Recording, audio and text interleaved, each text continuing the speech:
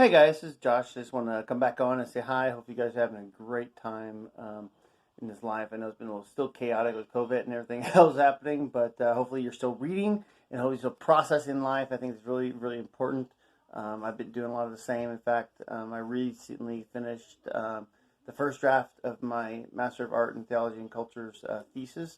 Really kind of looking at the mystery, the way, and the journey, kind of a conversation with St. Maximus, the confessor. Really phenomenal. Had a lot of fun with it, kind of building off some of my previous research and stuff that I've been doing. And it's kind of being edited right now, and hopefully I'll be able to finish this up this summer. So stay tuned for that, because hopefully I'll be able to post some excerpts from that as well. St. Maximus the Confessor, just really phenomenal church father, 6th, 7th centuries, and just powerful stuff. So in the meantime, I'll give you a quick review. I actually found a book at a library book sale I thought was really awesome, so I picked it up. This is actually Thomas Merton on Mysticism by Raymond Bailey. I've actually heard about Thomas Merton off and on throughout the years.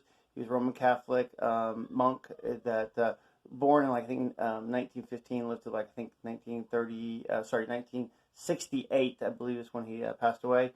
Spent a lot of time, most of his adult life, in a monastery in the America back east, thinking in Kentucky area, I believe. And even though he was born overseas in Britain and traveled in Ireland, he traveled around a lot and when he was younger. But he wrote a lot of books, and this book here is written by a Texas Baptist guy who actually wrote his doctoral dissertation on it.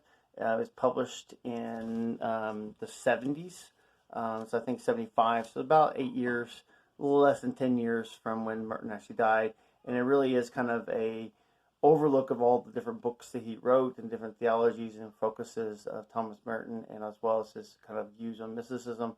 As you guys know, I consider myself a Christian mystic, which really is that deal that we expect God to break through and talk to us and talk to me and be able to explain things to just him. And it's more than just being intellectually appreciative of what God is, but really is understanding and really expecting him to be a part of us and being able to the union as we are pulled into Christ and made into the image of Christ and transformed into the image of Christ through this Holy Spirit, through our walk with God.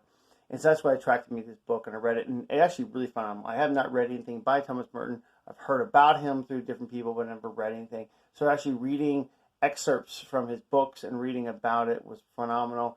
He had a lot of things on there as well, where he talked about, the different books about, the inner experience, or his view, this racism, Christian consciousness, nonviolence, and just different things of that nature that kind of went through it.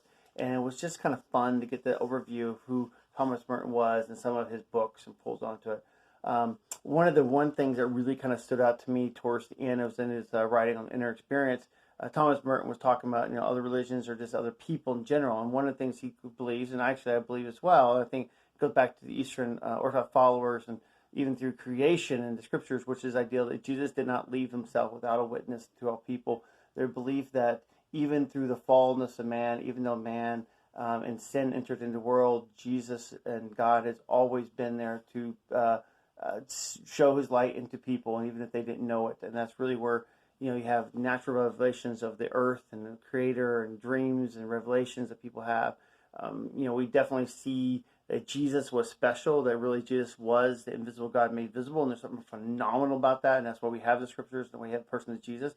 But God just, even those who never met, let's say, who never seen the Bible, cannot read the Bible, never had the Bible in their language, they still have a witness of God in them.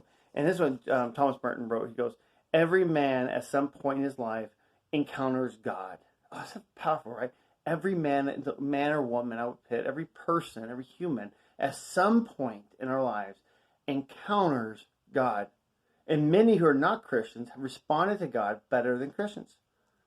Some people who are not Christians have actually responded. And what he means by that is God, his Spirit, you're going to go and touch him. He goes off and searches the one. He searches and lost us, and he goes out there and tries to find those who are not there. And sometimes those people who may not consider themselves Christians, they may be in a foreign land, or they never heard of Christianity, never read the Bible, they don't have anything. Maybe even their view of Christianity is bad because of some of the abuses of Christianity. But they do it. They meet God and they have places. There's so many stories I could tell you about throughout the history, even in right now in the Islamic world, where Jesus shows up in dreams to these Muslims, and he's like, follow me, and there are people responding to those dreams and those passions of meeting Jesus, and later on they meet missionaries and people there, and are other Christians, and like, whoa, they actually responded phenomenally. And even though they may actually have a negative view of what Christianity is because of the abuses and wars in places of so-called Christian nations, kind of create a bad, negative place, they respond. The Native community the same way. Native Americans, indigenous people around the globe, a lot of times they have stories in places of knowing the Creator and God, and they're responding to that. And they sometimes respond better than people who are operating underneath the Christian kind of label. And a lot of times there are Christians in like in America and Europe and places of that nature, you're just Christian because you're American, and you really are not responding to that. But the idea that every person at some point has an encounter with the living God, and then how do you respond for that? Oh, powerful stuff. So anyway, I'll leave you there. It's a lot to think about. I'm actually going to go check out his book. I think that Inner Experience is what it was on that one. I have to read it. I haven't read it. I just read again an excerpt of it here. But that just made me stop and think. So really cool book. Good introduction to Thomas Merton. Kind of groovy cover as well. And so recommend that one. But guys, stay safe. Stay awesome. Keep pursuing God and the Spirit of God. So guys, God bless you.